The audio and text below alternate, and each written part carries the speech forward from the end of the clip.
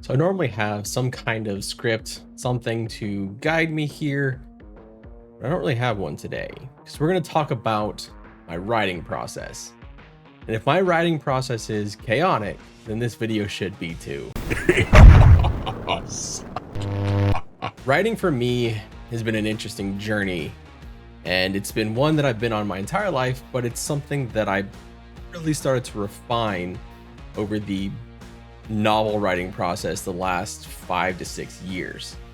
So I wanted to share with you all a little bit of what that process is and what it was like writing both Rise, Stand, and my upcoming book that I'll hopefully release in the next year. And shit, now that I've put out the time frame, I'm not gonna hit it. Like, that's like a cardinal rule that I just broke. Fuck. But no, so there's a lot of talk about being a pantser or a plotter, and I'm a planter. I don't know. I'm something in the middle, I guess, is the best way to put it. And I think that's one thing that we should be aware of, is that there is not a single right or wrong way to go about writing. There's not two ways that you can go about it.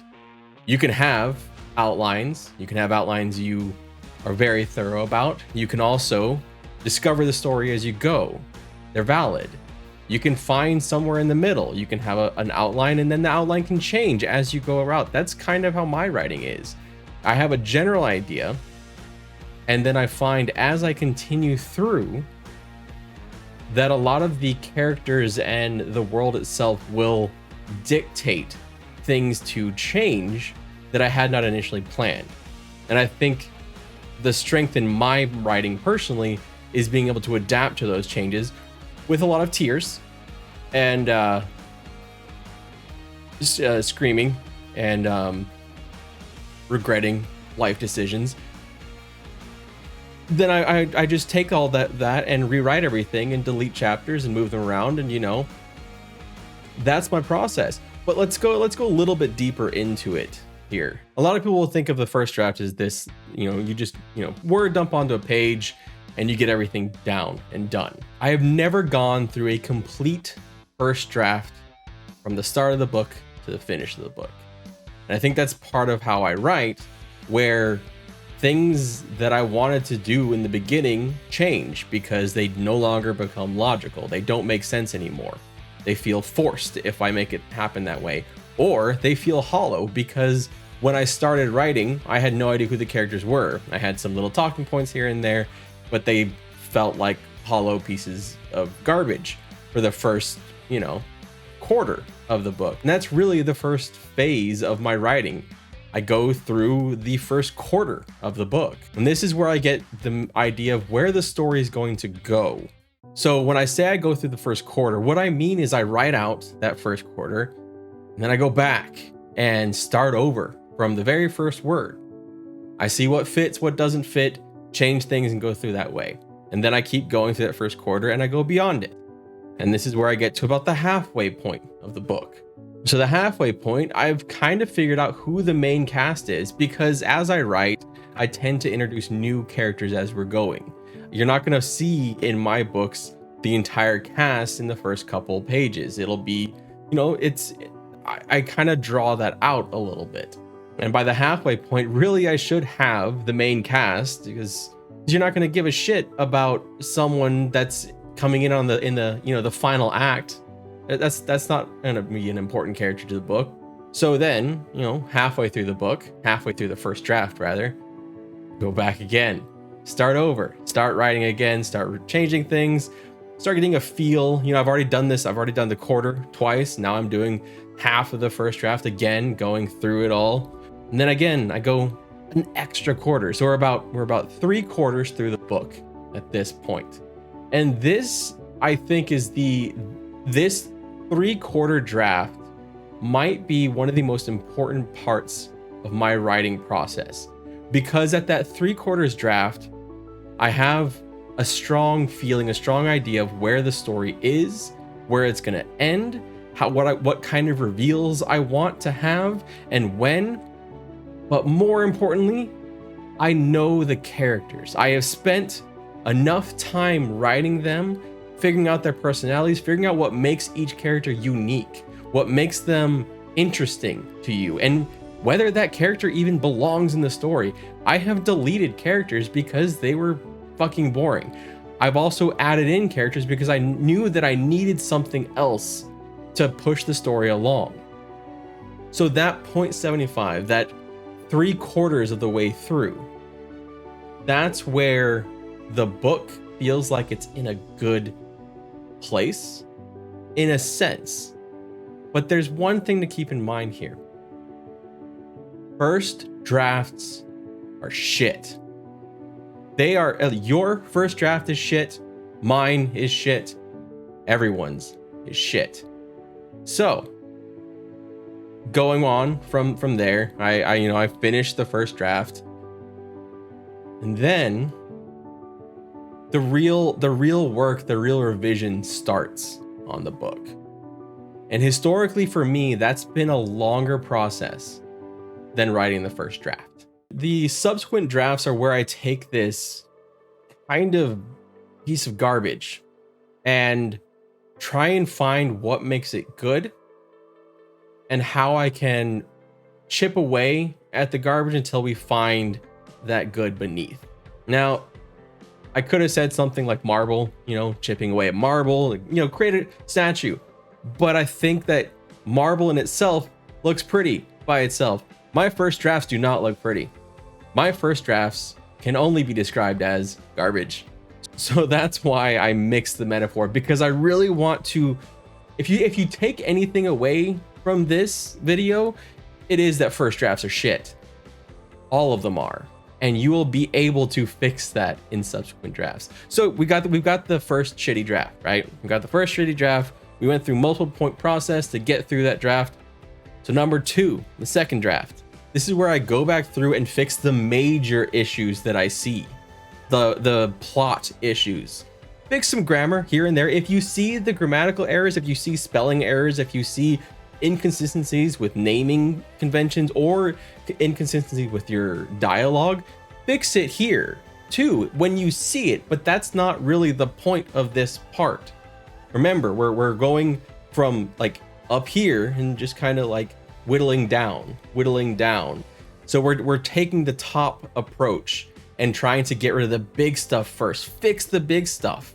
Because when you're making big rewrites, and this is the biggest reason why you focus on the big stuff first and the smaller stuff later. When you're refining, you're going to be doing a lot of rewriting.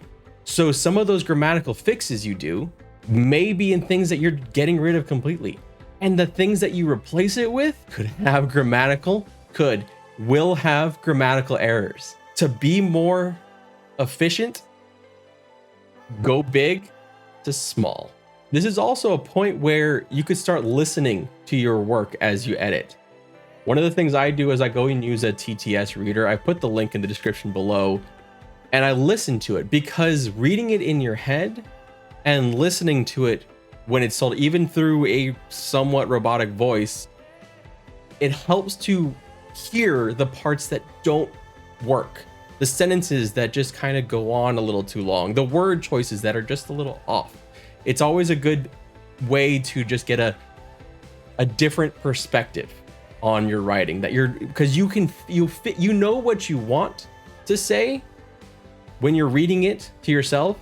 So you may fix it sometimes in your own head, whereas reading it aloud or using TTS will not allow that as easily.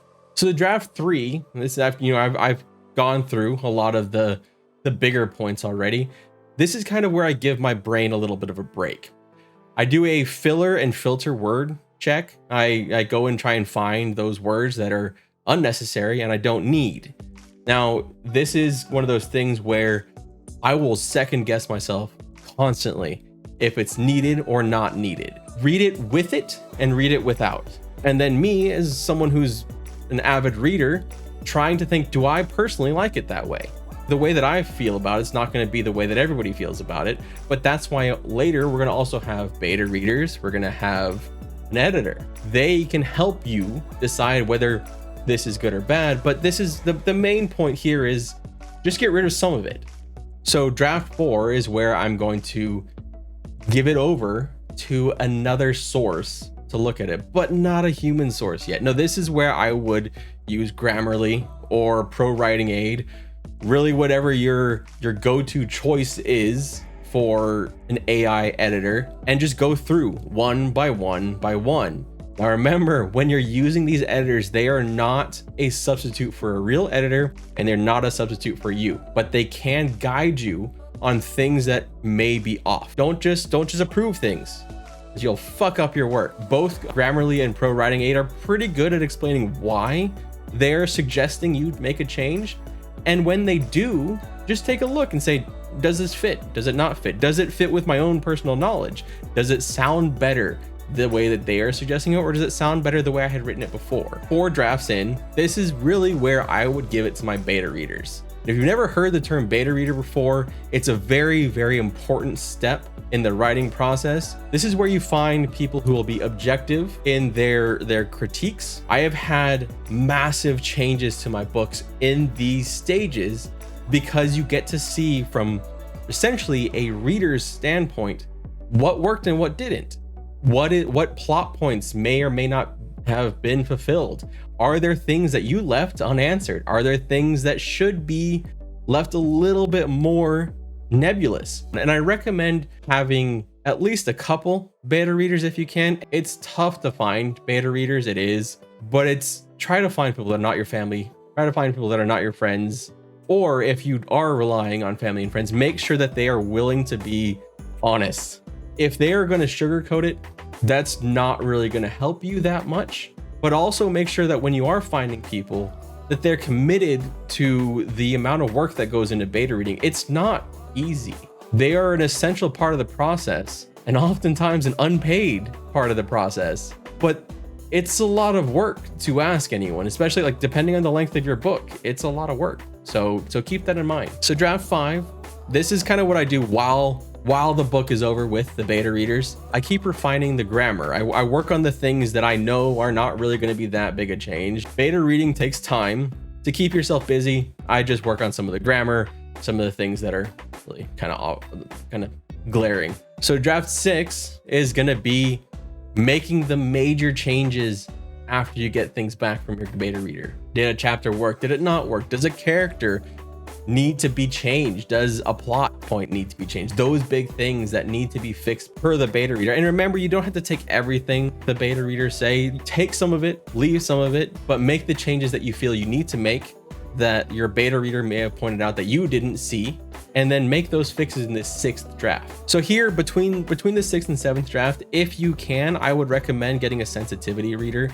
This is something that I didn't do, and I really wish I would have, because there's some things that I wish I could have done differently in both my books, and it's things that I want to be aware of going into my 3rd book, and why I will be seeking out a sensitivity reader.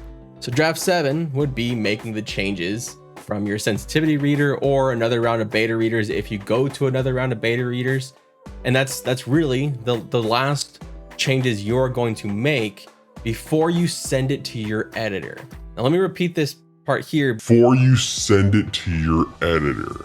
Even if you're going to be self-publishing, you need to have an editor, a professional editor, not a parent, not a friend, a professional editor who you are paying, and paying well. Don't try and find cheap editing, actually find good editing. Because if you think about how much time and effort you are going to be putting into the work, don't you owe it to yourself, to every beta reader and everyone else who has any investment in your work, to actually invest in editing as well?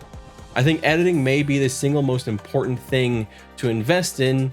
Perhaps besides, after that is marketing, which I failed in, but that's beside the point. But editing, that's where this is where you're going to ship off this work that you have devoted so much time and effort to, and then you're going to get it back in 2-3 weeks, maybe a month, maybe 2 months, all colored in red. You'll cry, you'll question yourself, question your ability to write, question everything. But then once you get over that existential crisis, you'll go through it, you'll make the changes the editor suggested, or not make them, because again, remember that it is your book and the ultimate decisions will be up to you. Granted, if you have a good editor, you're probably going to be accepting most of the changes, but just keep in mind that it's still a partnership. It's a partnership between you and your editor, and you are working together. And there could be multiple rounds of editing. You could be sending it back to the editor, get their thoughts. You could be going through this with multiple editors as well. So it's a process that's going to be probably a little bit different for you as the author than it may be for me or another author.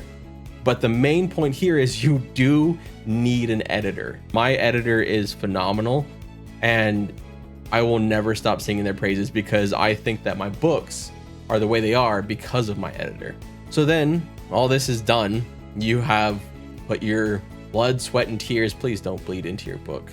Please don't sweat on it either, and the tears, they wipe away. But all that effort, everything you've done, all the work that your beta readers, your sensitivity readers, your editor, everything that they have put into the book, that's when you can finally say your manuscript is done. That's when I say my manuscript is done. And this is really where you should start thinking about your launch and how you want to handle that. One of the things I can say without a doubt is once you're here at this point, when you have your completed manuscript, you're not done. You're not done if you want to be successful. There's a lot of work you still have left to do. Not to sound too pessimistic, but there's a lot that you still need to do. Beyond things like cover art and formatting and all that. Formatting sucks, by the way. But beyond all of that, there's a whole different part of writing which has to do with promotion and marketing, and that is a subject of its own, and it's one that I am not yet qualified to talk about because it's one I'm still learning. And if you have any tips that you want to share, please consider leaving them down in the comments below. If you found this video helpful at all, please consider leaving a like. It does a lot to help the algorithm and make sure that this video gets seen by other people. Thank you so much. I hope you have an absolutely wonderful day.